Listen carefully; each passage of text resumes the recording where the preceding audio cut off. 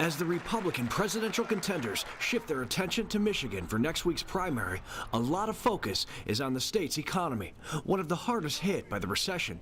And in many towns, the tough times have not gone away. You had to wait almost for somebody to die in order to get some work. Michigan is a state that led the nation in unemployment for the past 4 years. But the irony is that today, it's not even in the top 10, as the auto industry recovery has helped with job creation. But the fact of the matter is, many people have left the state, creating the unemployment number to drop. The local economy, and for that matter the state economy, are still very strongly tied to the auto industry.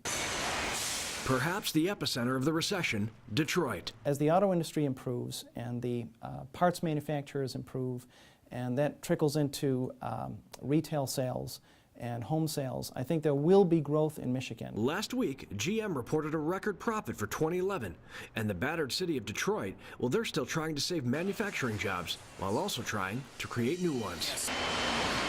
And then there were scenes like this: wood scraps and debris all over homes, 33,000 abandoned in the city of Detroit. The neighborhood I'm in, Highland Park, has row after row of neighborhood blocks that have nothing but shells of old homes, homes that used to house middle-class families in this working city. When we first moved here, it was called the City of Trees. It was very beautiful.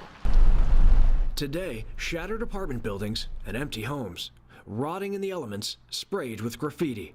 People here are hungry, in need of shelter and jobs.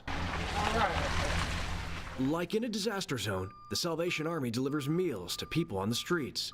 No matter the age of the person, this is a hard life. Well, all the schools over here, we know they're closing out, but if we can, if for the older guys, man, that are trying to change professions, the way things are all set, all the factories and everything are all set down. All of the GOP candidates and President Barack Obama seem to know how fragile the Michigan economy is as they make their cases to voters. Well, the Republican candidates certainly are going to say that there hasn't been the kind of growth that was promised. And the Democrats, President Obama, is going to say that there has been some growth and that he inherited a mess. But the question remains, how much patience do the voters in Michigan and across the country really have at this point? Robert Ray, Associated Press, Detroit.